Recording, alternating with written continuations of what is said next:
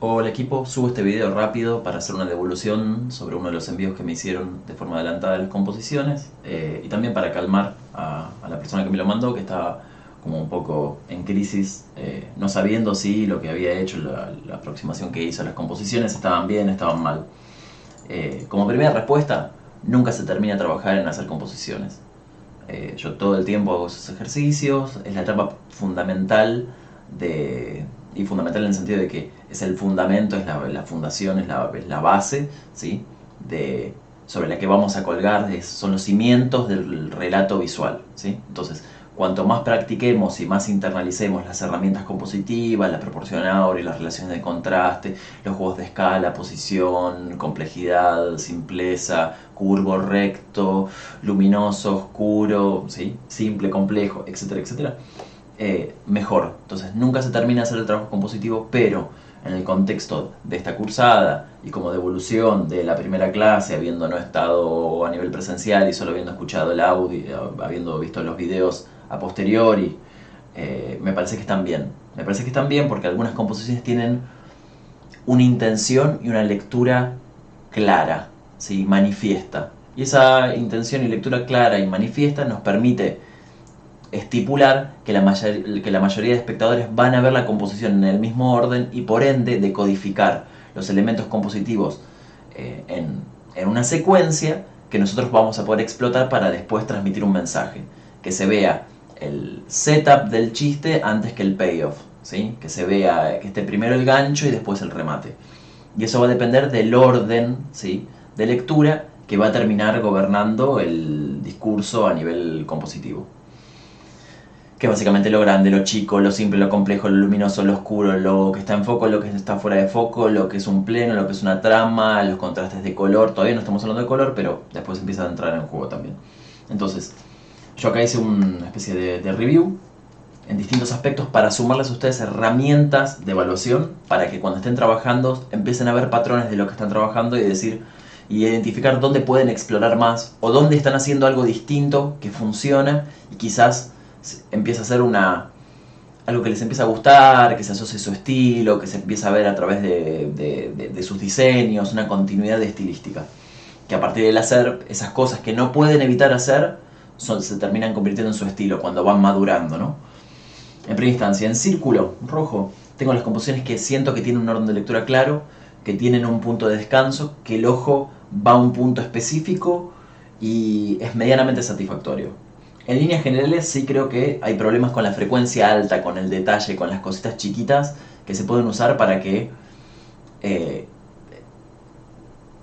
se refine un poco las herramientas que tenemos a nivel compositivo, que todavía son un poco primarias, muy de bloque mediano, grande, y jugando solo con esa escala en líneas generales, ¿no? Está pasando eso. Me parece que la forma terciaria, lo que se ve en la tercera instancia de lectura, primero vemos las formas más grandes, después vemos cómo, esa es la lectura primaria, ¿sí? Las formas más grandes, después vemos la lectura secundaria, que son cómo esas formas grandes se dividen, y después vemos la lectura terciaria, que tiene que ver con los patrones, las texturas, los tramados. Vemos cómo se visten esas formas. Acá hay como una exploración de tramas que es lo menos exitoso del ejercicio. Ahora, las que están marcadas con un círculo son esas composiciones que siento que funcionan. ¿Sí? No son las composiciones, oh, viste qué composición, pero muy bien, para esta instancia me parece que están muy bien. Y después tenemos unas composiciones que están marcadas con esta liñita, que esas son composiciones que siento que les falta algo. Y no son composiciones que se tienen que prohibir, porque ¿qué pasa? Nosotros muchas veces estamos desarrollando una imagen a la que después vamos a tener que complementar con textos.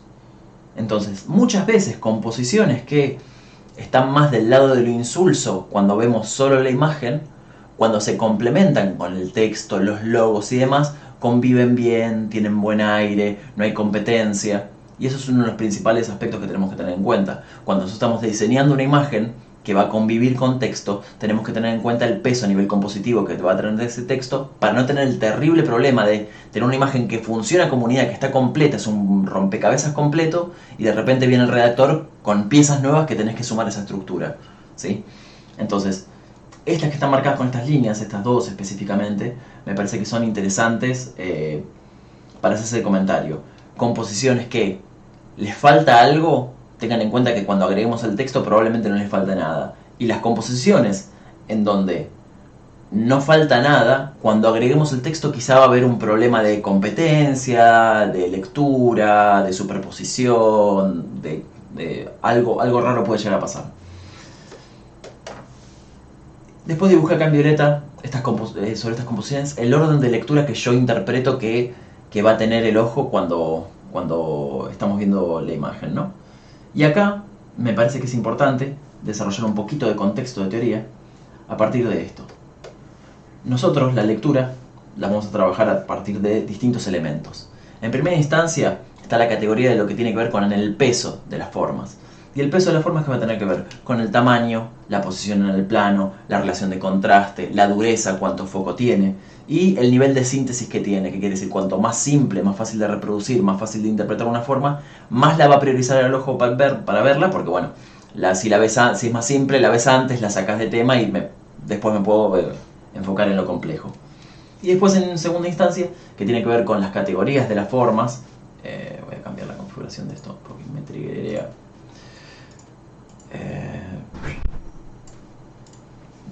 Que tiene que ver con las propiedades específicas de las formas, que tiene que ver ya con las líneas, los elementos que nos detienen por su complejidad, los cuellos de botella y las transiciones de una forma u otra o de las gradientes y demás, que se usan también para orientar la vista. Esa vista se va a orientar de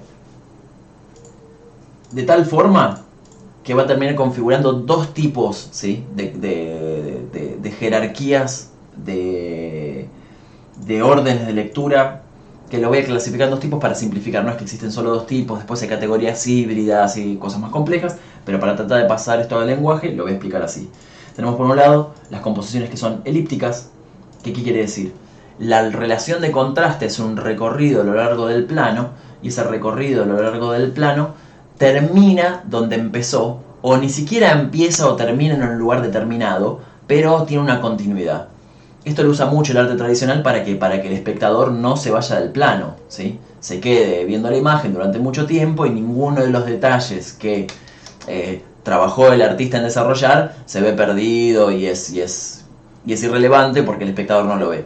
El artista que quiere asegurarse que veas todo el plano tiende a usar composiciones elípticas que no te invitan a ver el cuadro que está a la derecha, te invitan a volver y reverlo y reanalizarlo, ¿sí? Esas composiciones elípticas siempre van a depender de las relaciones de contraste, ¿no?, de cada uno de los planos, que va a tener que ver con contrastes entre lo duro, lo complejo, lo simple, todo lo que ya vengo diciendo y voy a taladrar a lo largo de la cursada. ¿Qué quiere decir esto? Cuando nosotros tenemos una idea que es compleja, que requiere tiempo de contemplación, que la gente necesita más tiempo para entenderla porque tienen bastantes partes o porque tiene mucho nivel de detalle y es una idea de acumulación, vamos a ver ejemplos concretos cuando estemos en clase específicamente, quizá nos conviene usar este tipo de composiciones para que el espectador no se vaya rápido del plano, ¿sí? Y se hacen distintos trucos. En vez de poner el logo abajo a la derecha, se pone arriba de la izquierda para cuando tenés que ver el cierre del aviso, vas arriba a la izquierda y vuelves a pasar por la imagen cuando salís. Estoy hablando de gráfica tradicional.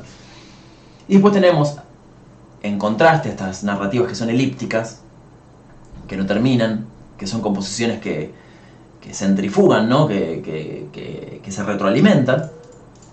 Tenemos las lineales, que son composiciones que simplemente tienen un principio y un fin, que van de un punto al otro. Ahora, que sea interesante o no lo que pasa entre ese punto y el otro va a determinar de la narrativa que construimos sobre esa dinámica compositiva. Y ahí tenemos las lineales, las lecturas más onduladas, la lectura Z, que de nuevo solo tenemos lectura Z si los elementos compositivos del plano sostienen esa lectura, no es una obligación de la publicidad, ¿sí? De hecho es una forma medio vieja de pensar la composición.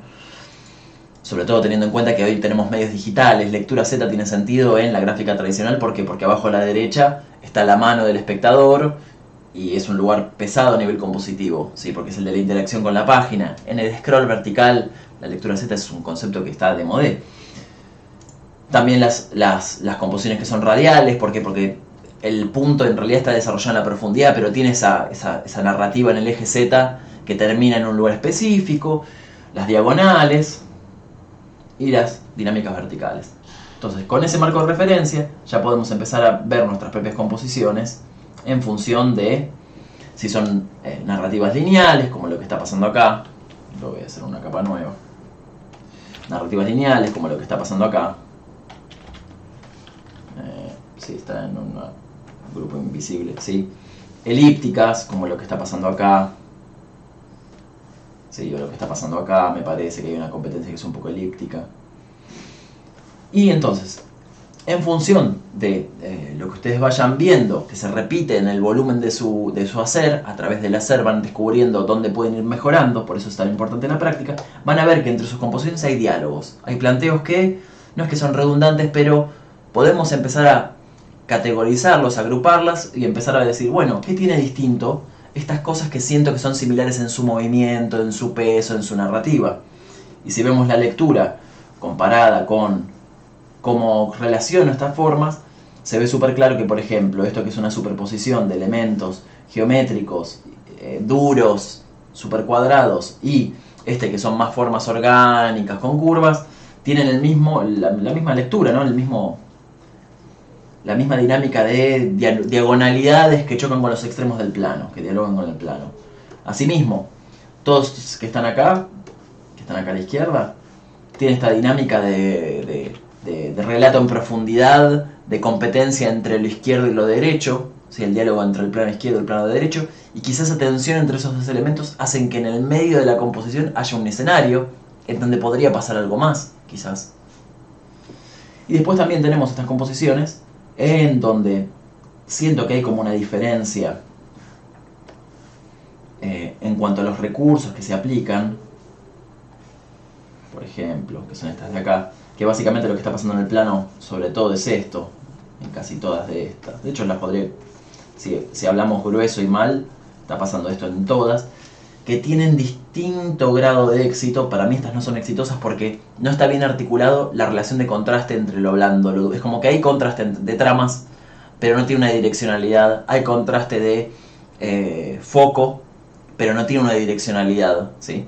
Entonces, me parece que es interesante incorporar esto como forma de pensar la composición en función de los distintos aspectos compositivos. Piensen cada categoría, lo grande, lo chico, lo mediano, lo simple, lo complejo, como que tienen dos posibilidades. Esto es una simplificación para que empiecen a articular del relato compositivo. Lo voy a mostrar binario, pero en realidad es una gradiente, ¿sí? Esas dos posibilidades, ¿cuáles son? Que por el tamaño las cosas sean iguales o sean muy distintas. Que por el contraste las cosas sean iguales o muy distintas. Que por los ejes las cosas sean iguales o muy distintas. Jugarse a eso, a decir, bueno, voy a hacer una composición que sea simétrica, con formas del mismo tamaño, que sean muy distintas en luminosidad. Y ahí vamos a tener distintos aspectos de la composición que van a ser carry del relato compositivo. Ahí va a haber composiciones que se van a gobernar por la relación de las escalas y de los volúmenes de luz. Y hay composiciones que se van a articular sobre todo por el contraste de trama o de las transiciones blandas de los gradientes, ¿sí?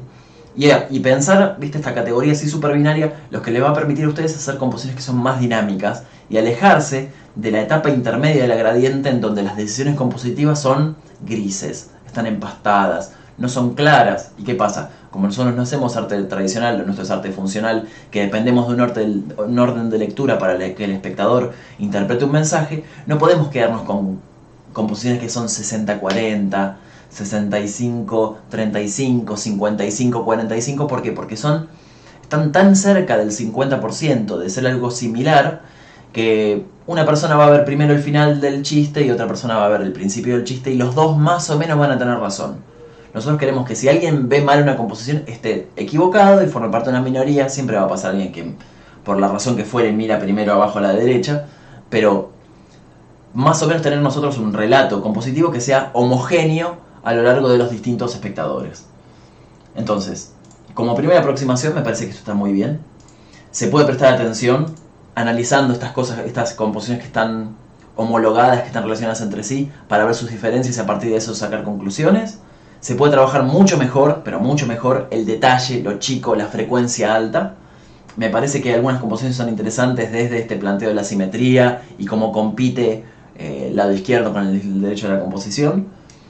pero se puede mejorar y se puede seguir trabajando. Y no lo digo como que están mal estas composiciones, porque de nuevo, muchas de estas composiciones a esto se le tira un pase de estilo y una paleta linda y una buena materialidad y un titular fuerte y van a funcionar a nivel compositivo. Pero de nuevo, a nivel compositivo nosotros tenemos que seguir investigando y practicando constantemente hasta que internalicemos las herramientas compositivas a tal punto en el que estamos haciendo cosas que impactan en 7 aspectos compositivos, pero ni siquiera los pensamos a nivel consciente. Simplemente es algo que internalizás. La proporcionable se internaliza, los juegos de escala se internaliza, el equilibrio se internaliza, que las cosas estén en eje se internaliza. Son cosas que se empiezan a internalizar a través de mucha práctica. Se dice que son $10.000 para ser maestro en algo, por eso es que el primer ejercicio que doy es práctico, para que ya mismo empecemos a tener las horas vuelo de la mano, que la mano no tiene atajos. La mano aprende al ritmo que va haciendo, ¿sí?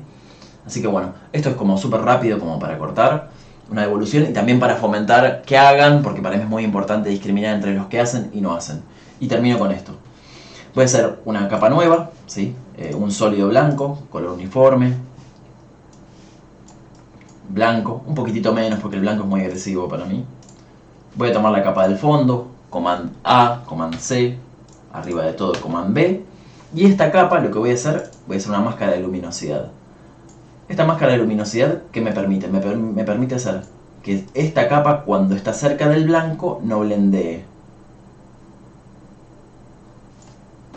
Y ahora lo que voy a hacer es tocar Alt y clic para abrir los brackets, como para que quede un poquito más prolijo y no tener la gradiente de la hoja del fondo, que confunde bastante. Acá hay como un tema de transparencia que podríamos corregir también, pero me parece que es mejor trabajarlo así. Y también, como para decir algo más, con Command T pueden venir acá y deformar para que no les quede tan deforme el canvas de las composiciones. De todas formas, cuanto mejor sea la captura fotográfica, mejor, ¿no? Traten de que no esté doblada la hoja, tener iluminación de los dos lados difusa, que no se vea la sombra del celular, ese tipo de cosas, porque le quita a la presentación y también hace más difícil el trabajo de evaluación. Estos trucos que hice acá del Blend If, doble clic, ¿sí? O van a las propiedades de capa, ¿sí? Los efectos de capa, opciones de fusión, y acá les aparece el menú del Blend If. Y de nuevo, ¿qué dice la interfaz acá? Esta capa, si esta capa tiene entre negro y blanco, aparece. Acá le vamos a decir que, bueno, que blanco en realidad no aparezca, que no aparezca el blanco. Y cuando vemos que ya empieza a comer forma, toco Alt y abro los brackets para recuperar un poco esa información que perdí. Ok, ¿sí? Estamos, ¿vale? Mañana espero ver las composiciones y si me las mandan antes mejor, porque cuanto más tiempo para ver las cosas, mejor va a ser la devolución que hago, chicos. Así que cualquier cosa que necesiten, me pueden mandar un mensaje, un mail con todos sus miedos y consultas.